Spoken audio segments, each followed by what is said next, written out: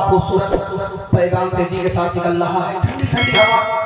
मैं जब आ रहा था तो बारिश बहुत ज्यादा हो रही थी रास्ते में, तो मैं समझ गया कि जलसा पता नहीं बारिश की नजर हो जाएगा, लेकिन शुहदाए करबला जैसे जिंदा उसी तरह आपका ज़मीर जिंदा है।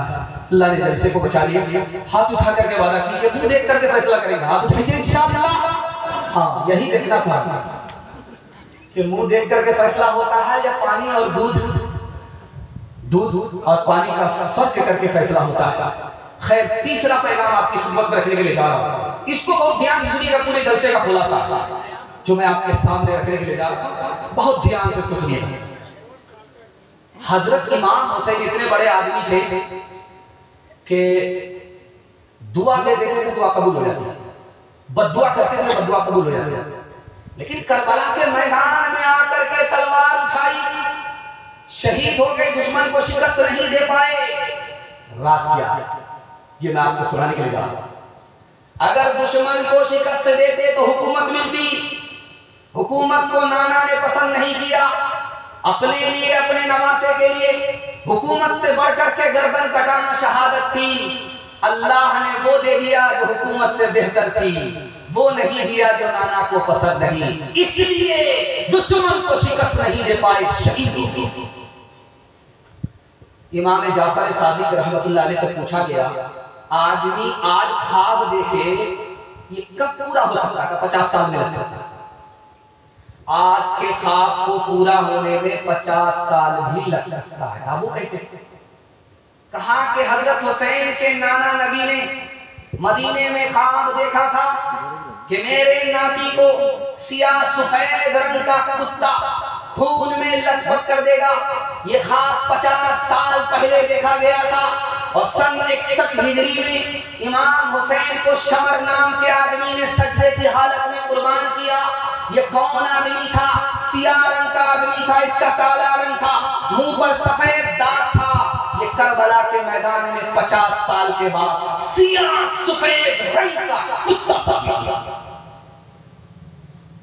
इमाम हसन ने अपने भाई इमाम हुसैन से कहा कि देखो, नबी के बाद खलीफा कौन बनेगा? अबू बकर। अबू बकर के बाद कौन बनेगा? उमर। उमर के बाद कौन बनेगा? उस्मान। उस्मान के बाद कौन बनेगा? झगड़ा हो गया, अली बन नहीं पाए, झगड़ा हो गया।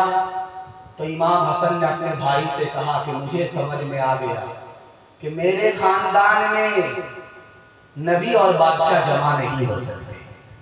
एक बात नुक्ते की तजर्बे की है, बहुत सारे लोग हैं यहाँ पर ससुराल की अंगूठी पहन करके बैठे, लेकिन अगर आप पूछेंगे तो बताएगा लेकिन ससुराल की अंगूठी है।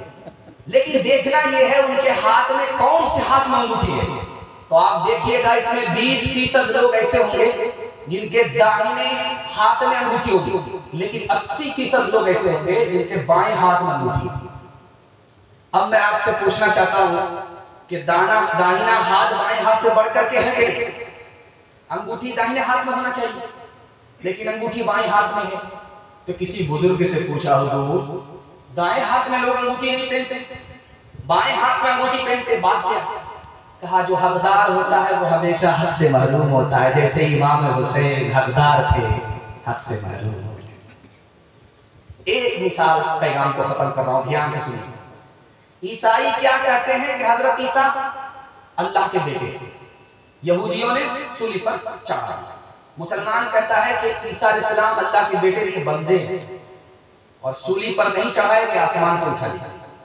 एक पादरी आकर के बोला, शाह अब्दुल अजीज रहमतुल्लाह अलैह से दुआ कीजिए अल्लाह उनकी कब्र को नूर से भर दे। ये बताइए कि इमाम हुसैन कौन थे? कहा कि नबी के नवासे थे। नबी होकर के अपने नवासे को बचा नहीं सके, पादरी ने कहा।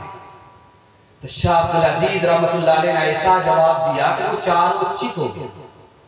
100 चोट सुनार की, 1 चोट लोहार की। शाह अब्दुल अजीज ने कहा कि हाँ, इमाम हुसैन नाती थे नबी के, नबी होकर के भी नवासे को बचा नहीं सके, और हजरत ईसा के बाप थे खुदा, वो खुदा होकर के भी बेटे को सूली से नहीं बचा सके।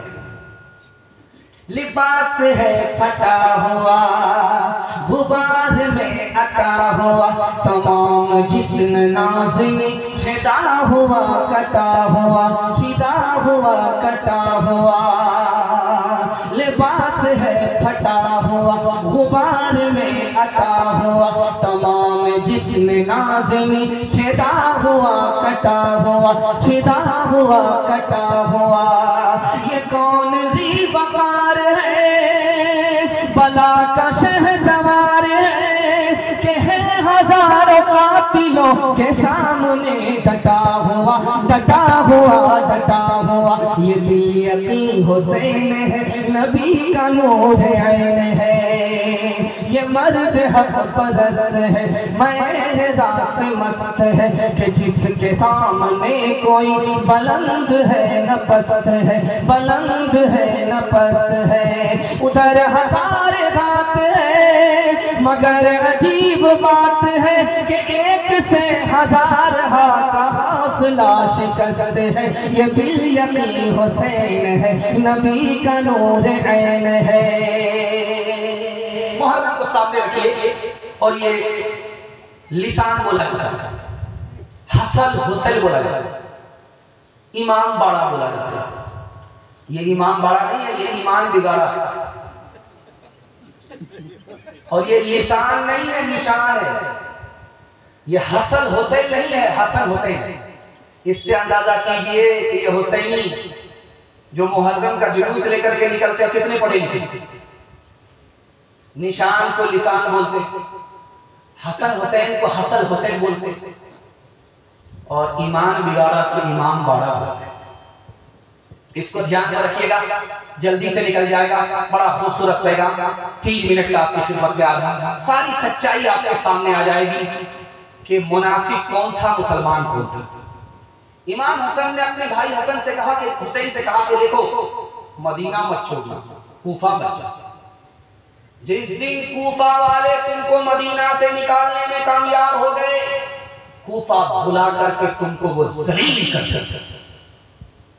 इमाम हुसैन जब आए करबला के मैदान में तो कहा कि ये तुम्हारा खत है, तुमने लिखा था, तुम्हारा खत पढ़ करके मैं आया। आज तुम यजीद की सफ में हो, मेरी सफ में नहीं हो।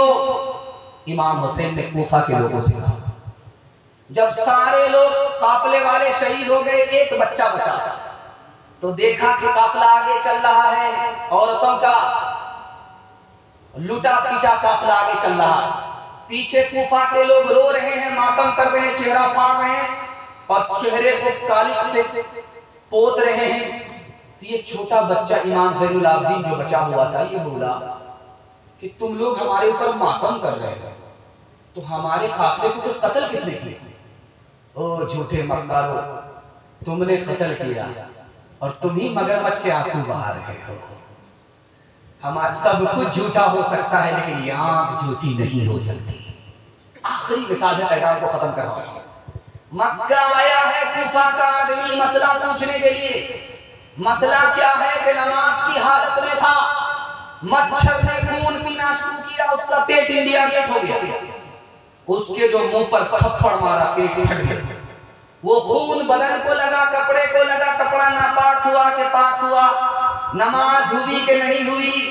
इब्ने उमर रज़ी अल्लाह अन्हु ने कहा कि लोगों देखो ये मक्कारों का मच्छर का खून, उसका मसला पूछने के लिए कूफा से चल करके मदीना आया है, मक्का आया है।